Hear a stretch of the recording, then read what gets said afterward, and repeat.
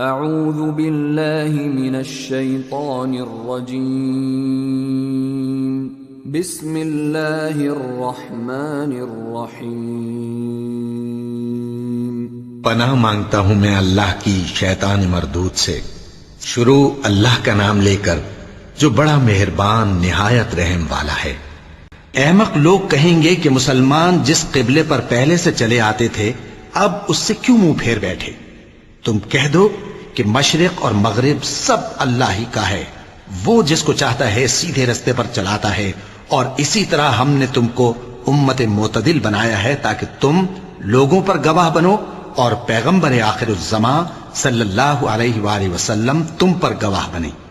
اور جس قبلے پر تم پہلے تھے اس کو ہم نے اس لیے مقرر کیا تھا کہ معلوم کریں کہ کون ہمارے پیغمبر کا تابع رہتا ہے اور کون الٹے پاؤں پھر جاتا ہے۔ اور یہ بات یعنی تحویل قبلہ لوگوں کو گراں معلوم ہوئی، مگر جن کو اللہ نے ہدایت بخشی ہے وہ اسے گراں نہیں سمجھتے، اور اللہ ایسا نہیں کہ تمہارے ایمان کو یوں ہی ضائع کر دے۔ اللہ تو لوگوں پر بڑا مہربان ہے، صاحب رحمت ہے۔ اے پیغمبر صلی اللہ علیہ وآلہ وسلم، ہم تمہارا آسمان کی طرف منہ اٹھانا دیکھ رہے ہیں، سو ہم تم کو اسی قبلے کی طرف جس کو تم پسند کرتے ہو منہ کرنے کا حکم دیں گے۔ تو اپنا منہ مسجد حرام یعنی خانہ کعبہ کی طرف پھیر لو، اور تم لوگ جہاں ہوا کرو نماز پڑھنے کے وقت اسی مسجد کی طرف منہ کر لیا کرو۔ اور جن لوگوں کو کتاب دی گئی ہے وہ خوب جانتے ہیں کہ یہ نیا قبلہ ان کے پروردگار کی طرف سے حق ہے، اور جو کام یہ لوگ کرتے ہیں اللہ ان سے بے خبر نہیں۔ اور اگر تم ان اہل کتاب کے پاس تمام نشانیاں بھی لے کر آؤ تو بھی یہ تمہارے قبلے کی پیروی نہ کریں، اور تم بھی ان کے قبلے کی پیروی کرنے والے نہیں ہو، اور ان میں سے بھی بعض کے قبلے کے پیرو نہیں۔ اور اگر تم باوجود اس کے کہ تمہارے پاس علم یعنی اللہ کا حکم آ چکا ہے ان کی خواہشوں کے پیچھے چلو گے تو ظالموں میں ہو جاؤ گے۔ جن لوگوں کو ہم نے کتاب دی ہے وہ ان پیغمبر آخر الزمان صلی اللہ علیہ وآلہ وسلم کو اس طرح پہچانتے ہیں جس طرح اپنے بیٹوں کو پہچانا کرتے ہیں، مگر ایک فریق ان میں سے سچی بات کو جان بوجھ کر چھپا رہا ہے۔ اے پیغمبر صلی اللہ علیہ وآلہ وسلم، یہ نیا قبلہ تمہارے پروردگار کی طرف سے حق ہے، تو تم ہرگز شک کرنے والوں میں نہ ہونا۔ اور ہر ایک شخص کے لیے ایک سمت مقرر ہے جدھر وہ عبادت کے وقت منہ کیا کرتا ہے، تو تم نیکیوں میں سبقت حاصل کرو۔ تم جہاں ہوگے اللہ تم سب کو جمع کرے گا، بے شک اللہ ہر چیز پر قادر ہے۔ اور تم جہاں سے نکلو نماز میں اپنا منہ مسجد حرام کی طرف کر لیا کرو، بے شبہ یہ تمہارے پروردگار کی طرف سے حق ہے، اور تم لوگ جو کچھ کرتے ہو اللہ اس سے بے خبر نہیں۔ اور تم جہاں سے نکلو مسجد حرام کی طرف منہ کر کے نماز پڑھا کرو، اور مسلمانوں تم جہاں ہوا کرو اسی مسجد کی طرف رخ کیا کرو۔ یہ تاکید اس لیے کی گئی ہے کہ لوگ تم کو کسی طرح کا الزام نہ دے سکیں، مگر ان میں سے جو ظالم ہیں وہ الزام دیں تو دیں، سو ان سے مت ڈرنا اور مجھی سے ڈرتے رہنا۔ اور یہ بھی مقصود ہے کہ میں تم کو اپنی تمام نعمتیں بخشوں، اور یہ بھی کہ تم راہ راست پر چلو۔ جس طرح من جملہ اور نعمتوں کے ہم نے تمہیں میں سے ایک رسول بھیجے ہیں جو تم کو ہماری آیتیں پڑھ پڑھ کر سناتے اور تمہیں پاک بناتے، اور کتاب یعنی قرآن اور دانائی سکھاتے ہیں، اور ایسی باتیں بتاتے ہیں جو تم پہلے نہیں جانتے تھے۔ سو تم مجھے یاد کیا کرو، میں تمہیں یاد کیا کروں گا، اور میرا احسان مانتے رہنا اور میری ناشکری نہ کرنا۔ اے ایمان والو، صبر اور نماز سے مدد لیا کرو، بے شک اللہ صبر کرنے والوں کے ساتھ ہے۔ اور جو لوگ اللہ کی راہ میں مارے جائیں ان کی نسبت یہ نہ کہنا کہ وہ مرے ہوئے ہیں، وہ مردہ نہیں بلکہ زندہ ہیں، لیکن تم کو شعور نہیں۔ اور ہم کسی قدر خوف اور بھوک اور مال اور جانوں اور میووں کے نقصان سے تمہاری آزمائش کریں گے۔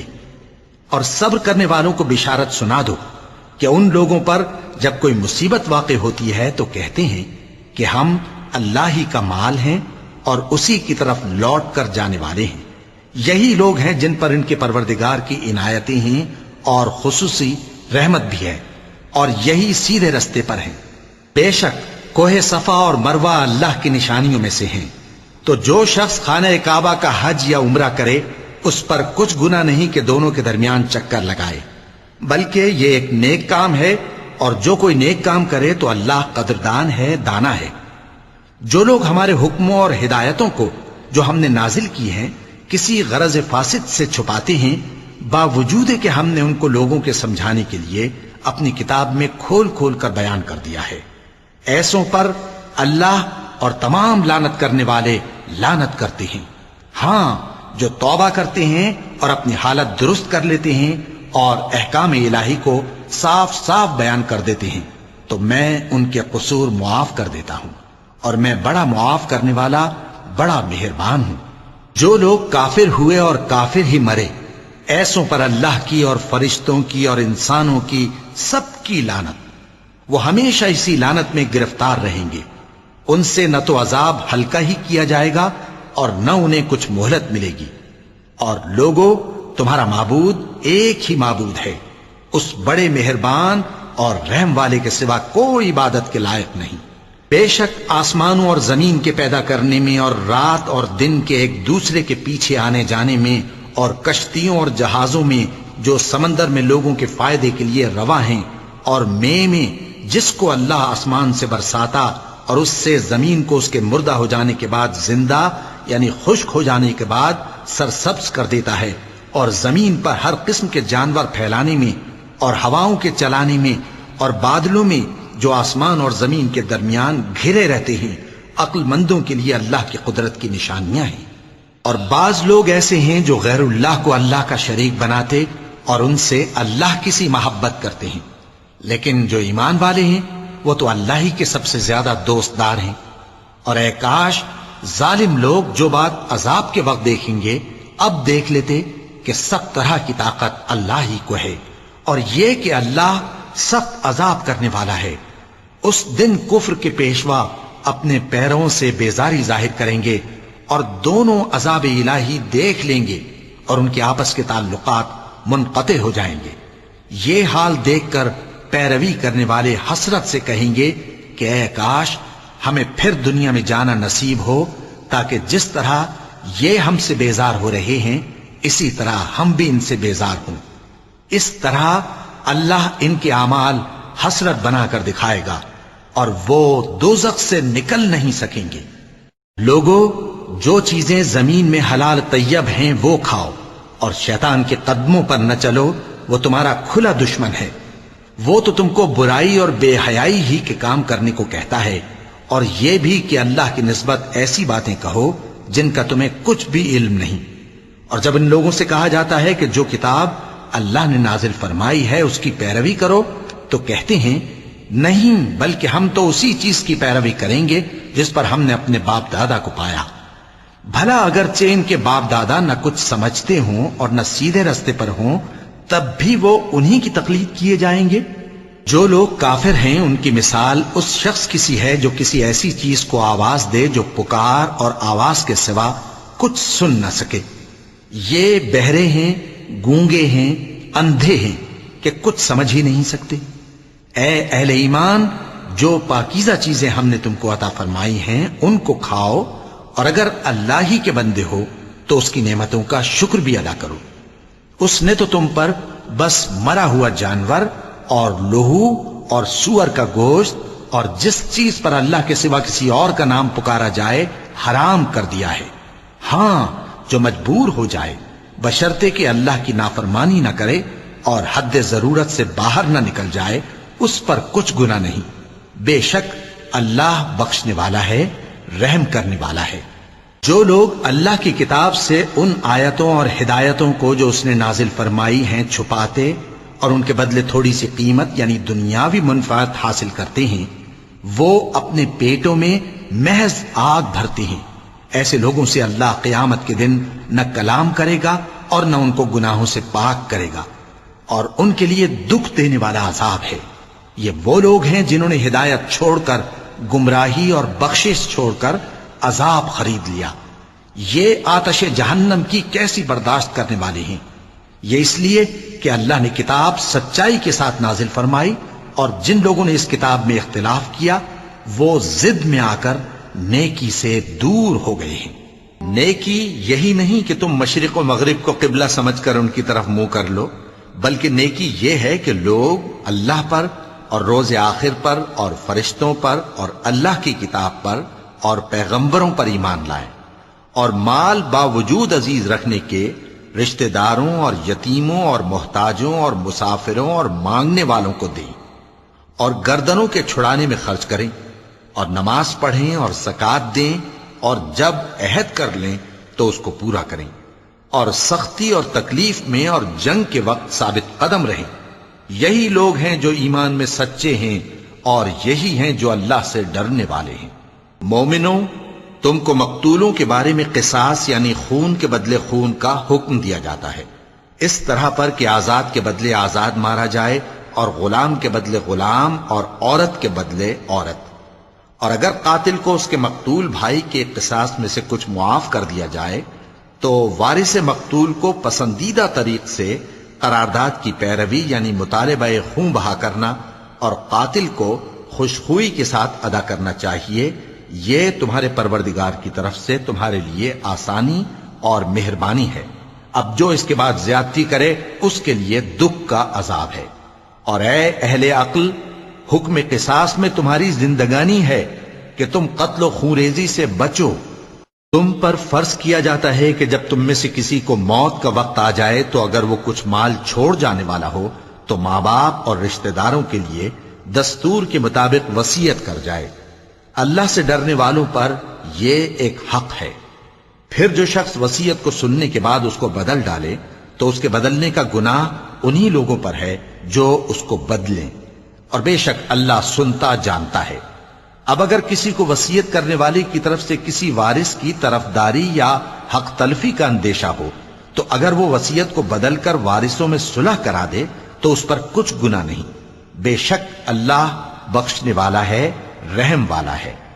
مومنوں، تم پر روزے فرض کیے گئے ہیں جس طرح تم سے پہلے لوگوں پر فرض کیے گئے تھے تاکہ تم پرہیزگار بنو۔ روزوں کے دن گنتی کے چند روز ہیں، تو جو شخص تم میں سے بیمار ہو یا سفر میں ہو تو دوسرے دنوں میں روزوں کا شمار پورا کر لے۔ اور جو لوگ روزہ رکھنے کی طاقت رکھیں لیکن رکھیں نہیں، وہ روزے کے بدلے محتاج کو کھانا کھلا دیں۔ اور جو کوئی اپنی مرضی سے زیادہ نیکی کرے تو اس کے حق میں زیادہ اچھا ہے، اور اگر سمجھو تو روزہ رکھنا ہی تمہارے حق میں بہتر ہے۔ روزوں کا مہینہ رمضان کا مہینہ ہے جس میں قرآن اول نازل ہوا، جو لوگوں کا رہنما ہے اور جس میں ہدایت کی کھلی نشانیاں ہیں اور جو حق و باطل کو الگ الگ کرنے والا ہے۔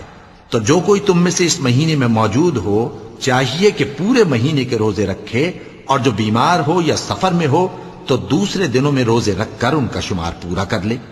اللہ تمہارے حق میں آسانی چاہتا ہے اور سختی نہیں چاہتا، اور یہ آسانی کا حکم اس لیے دیا گیا ہے کہ تم روزوں کا شمار پورا کر لو، اور اس احسان کے بدلے کہ اللہ نے تم کو ہدایت بخشی ہے تم اس کو بزرگی سے یاد کرو اور اس کا شکر کرو۔ اور اے پیغمبر، جب تم سے میرے بندے میرے بارے میں دریافت کریں تو انہیں معلوم ہو کہ میں تو تمہارے پاس ہی ہوں۔ جب کوئی پکارنے والا مجھے پکارتا ہے تو میں اس کی دعا قبول کرتا ہوں۔ تو ان کو چاہیے کہ میرے حکموں کو مانیں اور مجھ پر ایمان رکھیں تاکہ نیک رستہ پائیں۔ روزوں کی راتوں میں تمہارے لیے اپنی عورتوں کے پاس جانا جائز کر دیا گیا ہے، وہ تمہاری پوشاک ہیں اور تم ان کی پوشاک ہو۔ اللہ کو معلوم ہے کہ تم ان کے پاس جانے سے اپنے حق میں خیانت کرتے تھے، سو اس نے تم پر مہربانی کی اور تمہاری حرکات سے درگزر فرمائی، تو اب تم کو اختیار ہے کہ ان سے مباشرت کرو۔ اور اللہ نے جو چیز تمہارے لیے لکھ رکھی ہے یعنی اولاد، اس کو اللہ سے طلب کرو اور کھاؤ اور پیو یہاں تک کہ صبح کی سفید دھاری رات کی سیاہ دھاری سے الگ نظر آنے لگے، پھر روزہ رکھ کر رات تک پورا کرو۔ اور جب تم مسجدوں میں اعتکاف بیٹھتے ہو تو ان سے مباشرت نہ کرو، یہ اللہ کی حدیں ہیں، ان کے پاس نہ جانا۔ اسی طرح اللہ اپنی آیتیں لوگوں کے سمجھانے کے لیے کھول کھول کر بیان فرماتا ہے تاکہ وہ پرہیزگار بنے۔ اور آپس میں ایک دوسرے کا مال ناحق نہ کھاؤ اور نہ اس کو رشوتاً حاکموں کے پاس پہنچاؤ تاکہ لوگوں کے مال کا کچھ حصہ ناجائز طور پر کھا جاؤ، اور اسے تم جانتے بھی ہو۔ اے پیغمبر، لوگ تم سے نئے چاند کے بارے میں دریافت کرتے ہیں کہ گھٹتا بڑھتا کیوں ہے۔ کہہ دو کہ وہ لوگوں کے کاموں کی میعادیں اور حج کے وقت معلوم ہونے کا ذریعہ ہے، اور نیکی اس بات میں نہیں کہ احرام کی حالت میں گھروں میں ان کے پچھواڑے کی طرف سے آؤ، بلکہ نیکوکار وہ ہے جو پرہیزگار ہو، اور گھروں میں ان کے دروازوں سے آیا کرو، اور اللہ سے ڈرتے رہو تاکہ کامیاب ہو جاؤ۔ اور جو لوگ تم سے لڑتے ہیں تم بھی اللہ کی راہ میں ان سے لڑو، مگر زیادتی نہ کرنا، کہ اللہ زیادتی کرنے والوں کو دوست نہیں رکھتا۔ اور ان کو جہاں پاؤ قتل کر دو، اور جہاں سے انہوں نے تم کو نکالا ہے یعنی مکے سے، وہاں سے تم بھی ان کو نکال دو۔ اور دین سے گمراہ کرنے کا فساد قتل و خونریزی سے کہیں بڑھ کر ہے۔ اور جب تک وہ تم سے مسجد حرام یعنی خانہ کعبہ کے پاس نہ لڑیں، تم بھی وہاں ان سے نہ لڑنا۔ ہاں، اگر وہ تم سے لڑیں تو تم ان کو قتل کر ڈالو، کافروں کی یہی سزا ہے۔ پھر اگر وہ باز آ جائیں تو اللہ بخشنے والا ہے، رحم کرنے والا ہے۔ اور ان سے اس وقت تک لڑتے رہنا کہ فساد نابود ہو جائے اور ملک میں اللہ ہی کا دین غالب ہو جائے۔ پھر اگر وہ فساد سے باز آ جائیں تو ظالموں کے سوا کسی پر زیادتی نہیں کرنی چاہیے۔ ادب کا مہینہ ادب کے مہینے کے مقابل ہے، اور ادب کی چیزیں ایک دوسرے کا بدلہ ہیں۔ پس اگر کوئی تم پر زیادتی کرے تو جیسی زیادتی وہ تم پر کرے ویسی ہی تم اس پر کرو، اور اللہ سے ڈرتے رہو، اور جان رکھو کہ اللہ ڈرنے والوں کے ساتھ ہے۔ اور اللہ کی راہ میں مال خرچ کرو اور اپنے آپ کو ہلاکت میں نہ ڈالو، اور نیکی کرو، بے شک اللہ نیکی کرنے والوں کو دوست رکھتا ہے۔ اور اللہ کی خوشنودی کے لیے حج اور عمرے کو پورا کرو، اور اگر راستے میں روک لیے جاؤ تو جیسی قربانی میسر ہو کر دو، اور جب تک قربانی اپنے مقام پر نہ پہنچ جائے سر نہ منڈاؤ۔ اور اگر کوئی تم میں بیمار ہو یا اس کے سر میں کسی طرح کی تکلیف ہو تو اگر وہ سر منڈا لے تو اس کے بدلے روزے رکھے یا صدقہ دے یا قربانی کرے۔ پھر جب تکلیف دور ہو کر تم مطمئن ہو جاؤ تو جو تم میں حج کے وقت تک عمرے سے فائدہ اٹھانا چاہے وہ جیسی قربانی میسر ہو کرے، اور جس کو قربانی نہ ملے وہ 3 روزے ایام حج میں رکھے اور 7 جب واپس ہو، یہ پورے 10 ہوئے۔ یہ حکم اس شخص کے لیے ہے جس کے اہل و عیال مکے میں نہ رہتے ہوں۔ اور اللہ سے ڈرتے رہو اور جان رکھو کہ اللہ سخت عذاب دینے والا ہے۔ حج کے مہینے معین ہیں جو معلوم ہیں، تو جو شخص ان مہینوں میں حج کی نیت کر لے تو حج کے دنوں میں نہ عورتوں سے اختلاط کرے، نہ کوئی برا کام کرے اور نہ کسی سے جھگڑے۔ اور جو نیک کام تم کرو گے وہ اللہ کو معلوم ہو جائے گا۔ اور زاد راہ یعنی رستے کا خرچ ساتھ لے جاؤ، کیونکہ بہترین زاد راہ پرہیزگاری ہے۔ اور اے اہل عقل، مجھی سے ڈرتے رہو، اس کا تمہیں کچھ گناہ نہیں کہ حج کے دنوں میں بذریعہ تجارت اپنے پروردگار سے روزی طلب کرو۔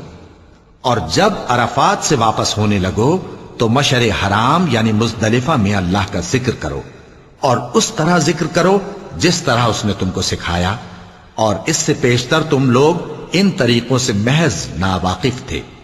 پھر جہاں سے اور لوگ واپس ہوں وہیں سے تم بھی واپس ہو، اور اللہ سے بخشش مانگو، بے شک اللہ بخشنے والا ہے، رحمت کرنے والا ہے۔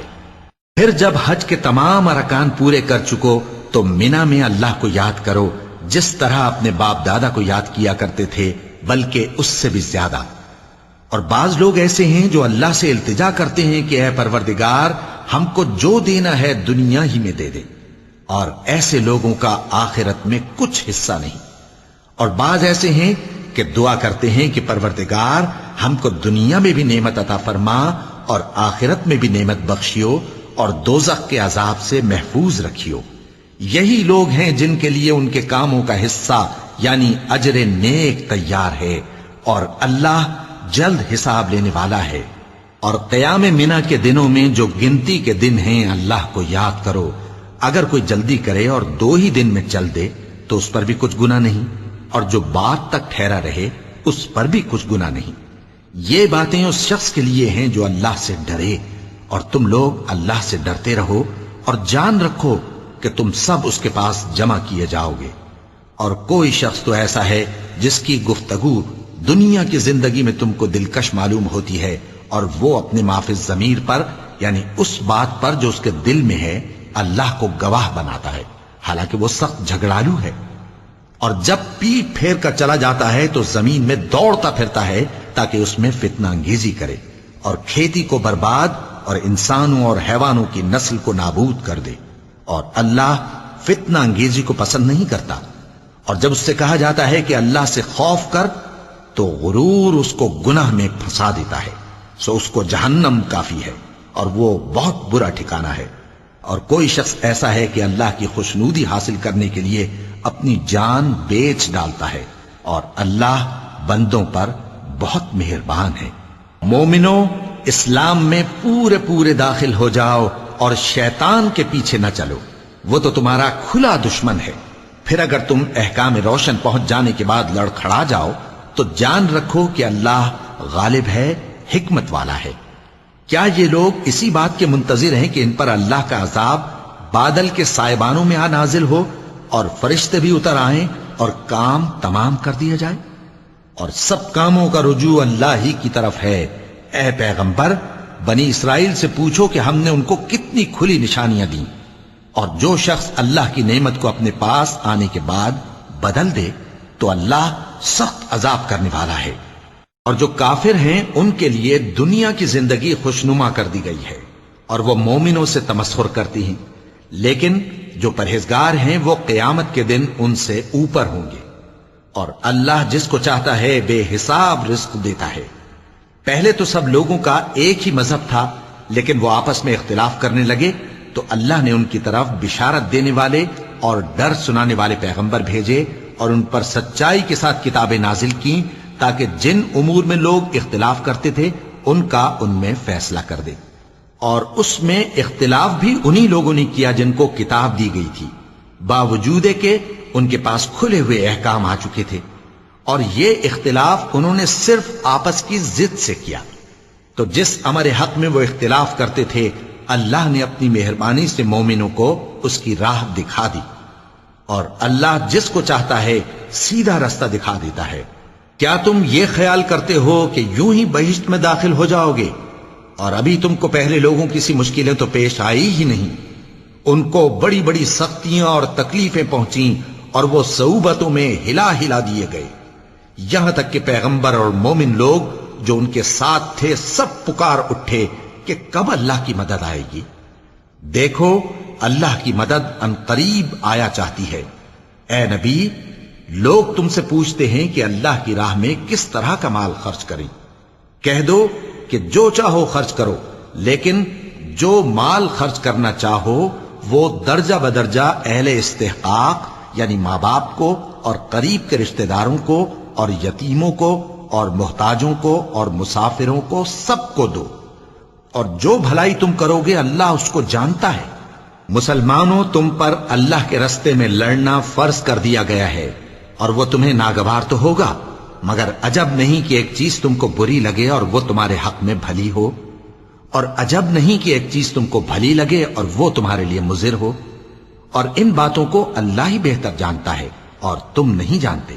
اے پیغمبر، لوگ تم سے عزت والے مہینوں میں لڑائی کرنے کے بارے میں دریافت کرتے ہیں، کہہ دو کہ ان میں لڑنا بڑا گناہ ہے، اور اللہ کی راہ سے روکنا اور اس سے کفر کرنا اور مسجد حرام یعنی خانہ کعبہ میں جانے سے بند کرنا اور اہل مسجد کو اس میں سے نکال دینا جو یہ کفار کرتے ہیں، اللہ کے نزدیک اس سے بھی زیادہ گناہ ہے، اور فتنہ انگیزی خونریزی سے بھی بڑھ کر ہے۔ اور یہ لوگ ہمیشہ تم سے لڑتے رہیں گے، یہاں تک کہ اگر مقدور رکھیں تو تم کو تمہارے دین سے پھیر دیں، اور جو کوئی تم میں سے اپنے دین سے پھر کر کافر ہو جائے گا اور کافر ہی مرے گا تو ایسے لوگوں کے اعمال دنیا اور آخرت دونوں میں برباد ہو جائیں گے، اور یہی لوگ دوزخ میں جانے والے ہیں جس میں ہمیشہ رہیں گے۔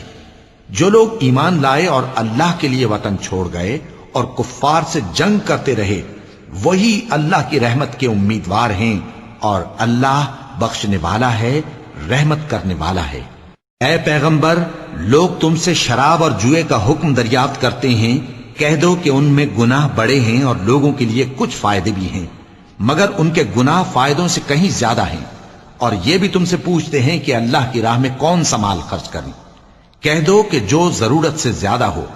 اس طرح اللہ تمہارے لیے اپنے احکام کھول کھول کر بیان فرماتا ہے تاکہ تم سوچو، یعنی دنیا اور آخرت کی باتوں میں غور کرو. اور تم سے یتیموں کے بارے میں بھی دریافت کرتے ہیں، کہہ دو کہ ان کی حالت کی اصلاح بہت اچھا کام ہے، اور اگر تم ان سے مل جل کر رہنا یعنی خرچ اکٹھا رکھنا چاہو تو وہ تمہارے بھائی ہیں، اور اللہ خوب جانتا ہے کہ خرابی کرنے والا کون ہے اور اصلاح کرنے والا کون. اور اگر اللہ چاہتا تو تم کو تکلیف میں ڈال دیتا، بے شک اللہ غالب ہے، حکمت والا ہے. اور مومنوں مشرک عورتوں سے جب تک وہ ایمان نہ لائیں نکاح نہ کرنا، کیونکہ مشرک عورت خواہ تم کو کیسی ہی بھلی لگے اس سے مومن لونڈی بہتر ہے.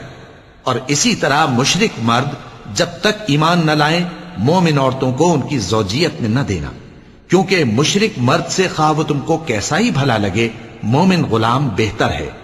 یہ مشرک لوگوں کو دوزخ کی طرف بلاتے ہیں، اور اللہ اپنی مہربانی سے بہشت اور بخشش کی طرف بلاتا ہے، اور اپنے حکم لوگوں سے کھول کھول کر بیان کرتا ہے تاکہ نصیحت حاصل کریں. اور تم سے حیض کے بارے میں دریافت کرتے ہیں، کہہ دو وہ تو نجاست ہے، سو ایام حیض میں عورتوں سے کنارہ کش رہو، اور جب تک وہ پاک نہ ہو جائیں ان سے مقاربت نہ کرو. ہاں جب وہ پاک ہو جائیں تو جس طریق سے اللہ نے تمہیں ارشاد فرمایا ہے ان کے پاس جاؤ. کچھ شک نہیں کہ اللہ توبہ کرنے والوں اور پاک صاف رہنے والوں کو دوست رکھتا ہے. تمہاری عورتیں تمہاری کھیتی ہیں، تو اپنی کھیتی میں جس طرح چاہو جاؤ، اور اپنے لیے نیک عمل آگے بھیجو، اور اللہ سے ڈرتے رہو، اور جان رکھو کہ ایک دن تمہیں اس کے روبرو حاضر ہونا ہے. اور اے پیغمبر ایمان والوں کو بشارت سنا دو، اور اللہ کے نام کو اس بات کا ہیلا نہ بنانا کہ اس کی قسمیں کھا کھا کر سلوک کرنے اور پرہیزگاری کرنے اور لوگوں میں صلح و سازگاری کرانے سے رک جاؤ. اور اللہ سب کچھ سنتا ہے، جانتا ہے. اللہ تمہاری لغو قسموں پر تم سے مواخذہ نہیں کرے گا، لیکن جو قسمیں تم قصد دلی سے کھاؤ گے ان پر مواخذہ کرے گا. اور اللہ بخشنے والا ہے، بردبار ہے. جو لوگ اپنی عورتوں کے پاس جانے کی قسم کھا لیں ان کو 4 مہینے تک انتظار کرنا چاہیے. اگر اس عرصے میں قسم سے رجوع کر لیں تو اللہ بخشنے والا ہے، مہربان ہے. اور اگر طلاق کا ارادہ کر لیں تو بھی اللہ سنتا ہے، جانتا ہے. اور طلاق والی عورتیں 3 حیض تک اپنے تئیں روکے رہیں، اور اگر وہ اللہ اور روز قیامت پر ایمان رکھتی ہیں تو ان کو جائز نہیں کہ اللہ نے جو کچھ ان کے شکم میں پیدا کیا ہے اس کو چھپائیں. اور ان کے خاوند اگر پھر موافقت چاہیں تو اس مدت میں وہ ان کو اپنی زوجیت میں لے لینے کے زیادہ حقدار ہیں. اور عورتوں کا حق مردوں پر ویسا ہی ہے جیسے دستور کے مطابق مردوں کا حق عورتوں پر ہے. البتہ مردوں کو عورتوں پر 1 درجہ فضیلت ہے، اور اللہ غالب ہے، صاحب حکمت ہے. طلاق صرف 2 بار ہے، یعنی جب 2 دفعہ طلاق دے دی جائے تو پھر عورتوں کو یا تو بطریق شائستہ نکاح میں رہنے دینا ہے یا بھلائی کے ساتھ چھوڑ دینا. اور یہ جائز نہیں کہ جو مہر تم ان کو دے چکے ہو اس میں سے کچھ واپس لے لو. ہاں اگر زن و شوہر کو خوف ہو کہ وہ اللہ کی حدوں کو قائم نہیں رکھ سکیں گے تو اگر عورت خاوند کے ہاتھ سے رہائی پانے کے بدلے میں کچھ دے ڈالے تو دونوں پر کچھ گناہ نہیں. یہ اللہ کی مقرر کی ہوئی حدیں ہیں، ان سے باہر نہ نکلنا. اور جو لوگ اللہ کی حدوں سے باہر نکل جائیں گے وہ گناہگار ہوں گے. پھر اگر شوہر 2 طلاقوں کے بعد تیسری طلاق عورت کو دے دے تو اس کے بعد جب تک عورت کسی دوسرے شخص سے نکاح نہ کر لے اس پہلے شوہر پر حلال نہ ہوگی.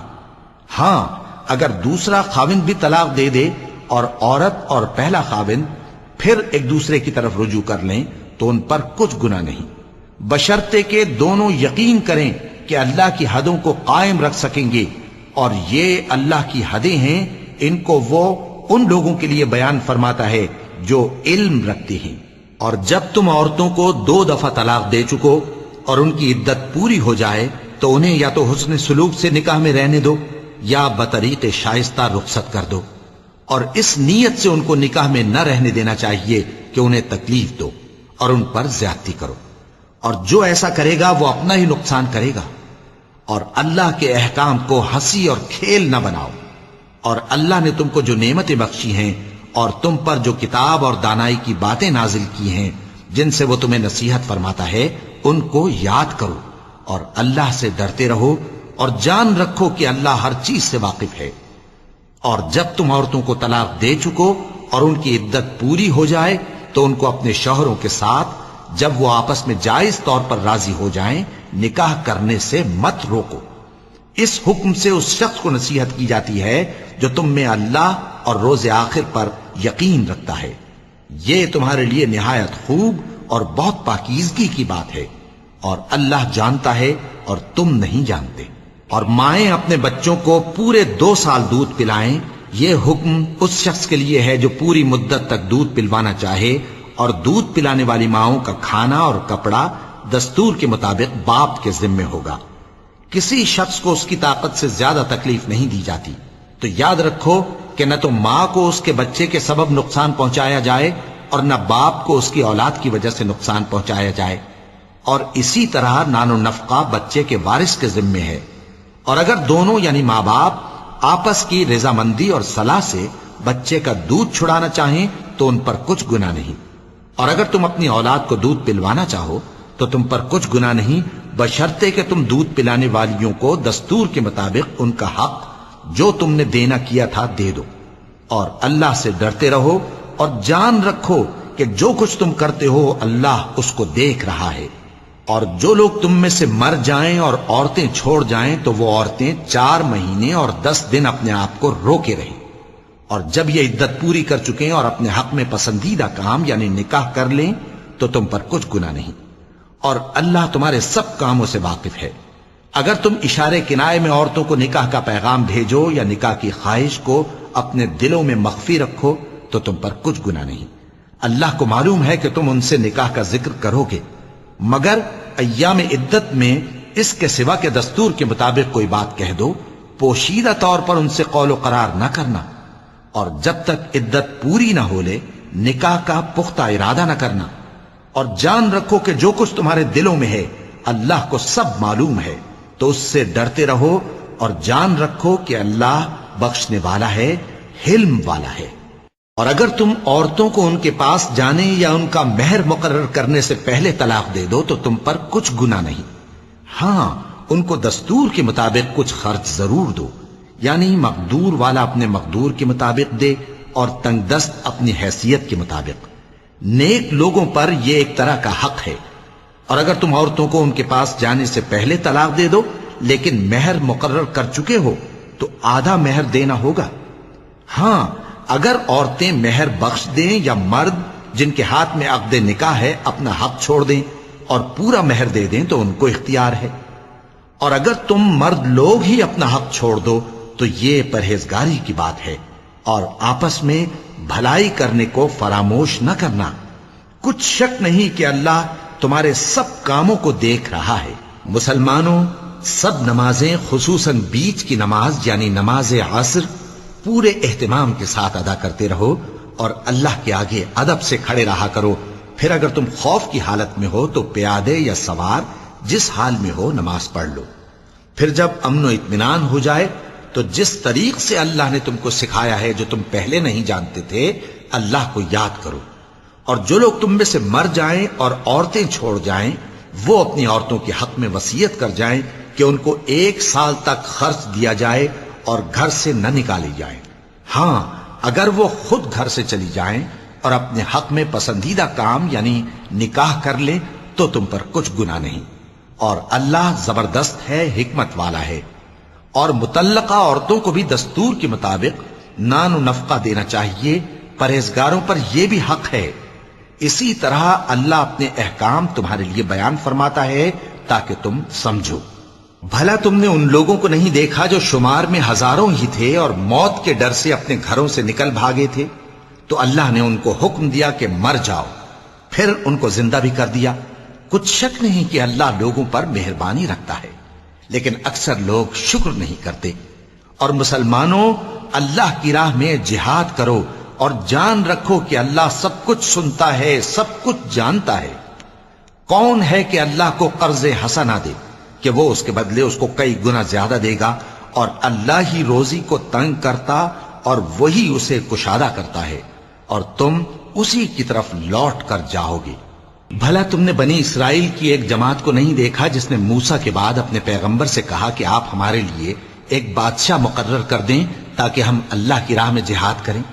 پیغمبر نے کہا کہ اگر تم کو جہاد کا حکم دیا جائے تو ایسا تو نہیں کہ لڑنے سے پہلو تہی کرو۔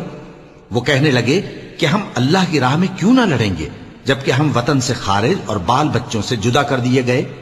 پھر جب ان کو جہاد کا حکم دیا گیا تو چند اشخاص کے سوا سب پھر گئے، اور اللہ ظالموں سے خوب واقف ہے۔ اور پیغمبر نے ان سے یہ بھی کہا کہ اللہ نے تم پر طالوت کو بادشاہ مقرر فرمایا ہے۔ وہ بولے کہ اسے ہم پر بادشاہی کا حق کیوں کر ہو سکتا ہے؟ اس سے بڑھ کر بادشاہی کے مستحق تو ہم ہیں، اور اس کے پاس تو بہت سی دولت بھی نہیں۔ پیغمبر نے کہا کہ اللہ نے اس کو تم پر فضیلت دی ہے اور بادشاہی کے لیے منتخب فرمایا ہے۔ اس نے اسے علم بھی بہت سا بخشا ہے اور تن و توش بھی بڑا عطا کیا ہے، اور اللہ کو اختیار ہے جسے چاہے بادشاہی بخشے، وہ بڑا کشائش والا ہے، دانا ہے۔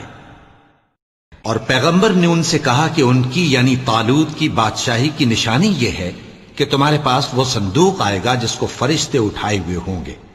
اس میں تمہارے پروردگار کی طرف سے تسلی بخشنے والی چیز ہوگی اور کچھ اور چیزیں بھی ہوں گی جو موسیٰ اور ہارون چھوڑ گئے تھے۔ اگر تم ایمان رکھتے ہو تو یہ تمہارے لیے ایک بڑی نشانی ہے۔ غرض جب طالوت فوجیں لے کر روانہ ہوا تو اس نے ان سے کہا کہ اللہ ایک نہر سے تمہاری آزمائش کرنے والا ہے، جو شخص اس میں سے پانی پی لے گا اس کی نسبت تصور کیا جائے گا کہ وہ میرا نہیں، اور جو نہ پیے گا وہ سمجھا جائے گا کہ میرا ہے۔ ہاں اگر کوئی ہاتھ سے چلو بھر پانی لے لے تو خیر۔ جب وہ لوگ نہر پر پہنچے تو چند آدمیوں کے سوا سب نے پانی پی لیا۔ پھر جب طالوت اور مومن لوگ جو اس کے ساتھ تھے نہر کے پار ہو گئے تو کہنے لگے کہ آج ہم میں جالوت اور اس کے لشکر سے مقابلہ کرنے کی طاقت نہیں۔ جو لوگ یقین رکھتے تھے کہ ان کو اللہ کے روبرو حاضر ہونا ہے، وہ کہنے لگے کہ بسا اوقات تھوڑی سی جماعت نے اللہ کے حکم سے بڑی جماعت پر فتح حاصل کی ہے، اور اللہ ثابت قدم رہنے والوں کے ساتھ ہے۔ اور جب وہ لوگ جالوت اور اس کے لشکر کے مقابل میں آئے تو اللہ سے دعا کی کہ اے پروردگار، ہم پر صبر کے دہانے کھول دے اور ہمیں لڑائی میں ثابت قدم رکھ اور لشکر کفار پر فتح یاب کر۔ تو طالوت کی فوج نے اللہ کے حکم سے ان کو شکست دے دی، اور داؤد نے جالوت کو قتل کر ڈالا، اور اللہ نے ان کو بادشاہی اور دانائی بخشی اور جو کچھ چاہا سکھایا۔ اور اگر اللہ لوگوں کو ایک دوسرے پر چڑھائی اور حملہ کرنے سے نہ ہٹاتا رہتا تو کرۂ ارض تباہ ہو جاتا، لیکن اللہ اہل عالم پر بڑا مہربان ہے۔ یہ اللہ کی آیتیں ہیں جو ہم تم کو سچائی کے ساتھ پڑھ کر سناتے ہیں، اور اے محمد صلی اللہ علیہ وآلہ وسلم تم بلا شبہ پیغمبروں میں سے ہو۔